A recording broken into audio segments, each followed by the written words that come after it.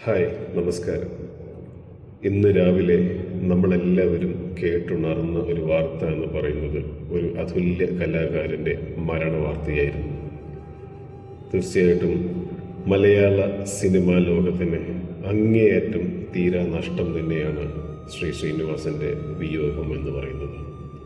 അദ്ദേഹത്തിൻ്റെ എഴുത്തിനെ കുറിച്ച് പറയുകയാണെങ്കിൽ ഒറ്റ വാക്കിൽ പറയാൻ, ഒരൊറ്റ ക്യാപ്ഷനിൽ പറയുകയാണെങ്കിൽ നർമ്മത്തിൽ ചാലിച്ച് മർമ്മത്ത് കൊടുക്കാൻ കഴിയുന്ന അതിശക്തനായ ഒരു എഴുത്തുകാരനായിരുന്നു ശ്രീ ശ്രീനിവാസൻ. കാലത്തിന് മുന്നേ സഞ്ചരിച്ചിരുന്ന അതിശക്തനായ എഴുത്തുകാരൻ, മലയാള സിനിമയിലെ ബുദ്ധിജീവി. തീർച്ചയായും അങ്ങയുടെ വിയോഗം മലയാള സിനിമയ്ക്ക് തീരാ നഷ്ടം തന്നെയാണ്. ഒരിക്കൽ ഒരു വേദിയിൽ വെച്ച് ഇദ്ദേഹം പറയുകയുണ്ടായി, തിരക്കഥയുടെ ലോകത്തോട്ട് എന്നെ പിടിച്ചിട്ടത് ശ്രീ പ്രിയദർശനാണെന്ന്.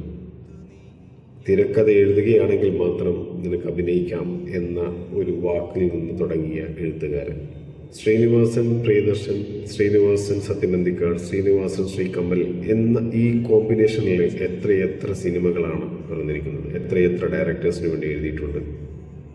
ഒരിക്കൽ DPEP എന്ന സബ്ജക്റ്റ് കേരള ഗവൺമെൻറ് കൊണ്ടുവന്നപ്പോൾ അതിനെയും ആസ്പദമാക്കി അദ്ദേഹം ഒരു സിനിമ ചെയ്തു, ഇംഗ്ലീഷ് മീഡിയം. അതിനകത്ത് DPEPക്ക് ദരിദ്രരായ പിള്ളേർ എങ്ങനെയും പഠിച്ചോട്ടെ എന്ന ഫുൾ ഫോം പുള്ളിക്കാരൻ കൊണ്ടുവന്നു. എല്ലാത്തിലും നർമ്മത്തിൽ ചാലിച്ചുകൊണ്ടുള്ള അദ്ദേഹത്തിൻ്റെ വീക്ഷണങ്ങൾ.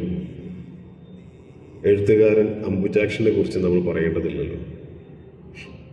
ചിറകുടിഞ്ഞ കിനാവുകളുമായി അദ്ദേഹം നമ്മൾ ചിരിപ്പിച്ച കഥകൾ, ഒരിടത്ത് പാലുകാച്ചൽ, ഒരിടത്ത് ഓപ്പറേഷൻ തിയേറ്റർ. അദ്ദേഹത്തിൻ്റെ എഴുത്തിൻ്റെ ശക്തി എന്ന് പറയുന്നത് അദ്ദേഹം കഥകൾ മെനയുന്നത് നമുക്ക് ചുറ്റുമുള്ള കഥാപാത്രങ്ങളിൽ നിന്നാണ്. ജീവിതഗന്ധിയായ ഓരോ സാഹചര്യങ്ങളും ഓരോ കഥാപാത്രങ്ങളും ഉൾക്കൊണ്ടുകൊണ്ട് അദ്ദേഹം എഴുതിയ എല്ലാ കഥകളും ഇന്നും ജനങ്ങളുടെ ഉള്ളിൽ ലൈവായി കണ്ടുകൊണ്ടിരിക്കുക. സന്ദേശം സിനിമയിൽ അദ്ദേഹം നൽകിയിരിക്കുന്ന ഒരുപാട് സന്ദേശങ്ങളുണ്ട്. കാലത്തിന് മുന്നേ സഞ്ചരിച്ച ഒരുപാട് ചിന്തകൾക്കപ്പുറമാണ് അദ്ദേഹത്തിൻ്റെ ഓരോ സിനിമയുടെ ഓരോ എഴുത്തുകളും. നമുക്ക് ഇങ്ങോട്ട് ചിന്തിച്ചു കഴിഞ്ഞാൽ കാണാവുന്ന ഒരുപാട് രംഗങ്ങൾ നമ്മളിന്നും കണ്ടുകൊണ്ടിരിക്കുകയാണ്. ഒരുപാട് സിനിമകളിലെ അങ്ങേയറ്റമുള്ള ഹാസ്യരംഗങ്ങളിൽ അദ്ദേഹം നമ്മളോട് കൺവേ ചെയ്യുന്ന ഒരുപാട് മെസ്സേജുകളുണ്ട്. അത് തന്നെയാണ് ശ്രീനിവാസൻ്റെ ഏറ്റവും വലിയ ക്വാളിറ്റിയും. മതവും രാഷ്ട്രീയം ജീവിതമാർഗമല്ല എന്ന് സമൂഹത്തെ പഠിപ്പിച്ച ഒരുപാട് മഹാരഥന്മാർ കടന്നുപോയ കൂട്ടത്തിൽ ഒരാളും കൂടിയാണ് ശ്രീ ശ്രീനിവാസൻ. കഥ പറയുമ്പോൾ എന്ന സിനിമയിലെ ബാർബറായാലും, പൊന്മുട്ടയിടുന്ന താറാവിലെ തട്ടാനായാലും, വടക്ക് നോക്കി യന്ത്രത്തിലെ ദിനേശനായാലും, എന്തിന് ശ്യാമളയിലെ മാഷായാലും, അങ്ങനെ എത്ര കഥാപാത്രങ്ങൾ. കാലം കടന്നുപോയ പകരം വയ്ക്കാൻ കഴിയാത്ത ഒരുപാട് മഹാരഥന്മാർക്കൊപ്പം ഒരു പേരും കൂടി, ശ്രീനിവാസൻ.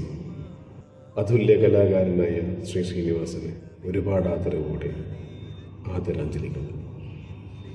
50 or 60 വിദ്യാർത്ഥികളോട് സംവദിക്കുന്നത് പോലെ അല്ലല്ലോ സർ സിനിമ. നമ്മുടെ സ്വപ്നങ്ങൾ എഴുതാൻ, പ്രതിഷേധങ്ങൾ അറിയിക്കാൻ, ഫിലോസഫിയും ജീവിതത്തിലെ റിയാലിറ്റികളും പങ്കുവയ്ക്കാൻ ഒരു 10,000 വേദികളിൽ കയറി നിന്ന് പ്രസംഗിക്കുന്നത് പോലെയല്ലേ സർ നല്ലൊരു സിനിമ എടുക്കാന്ന് പറഞ്ഞാൽ.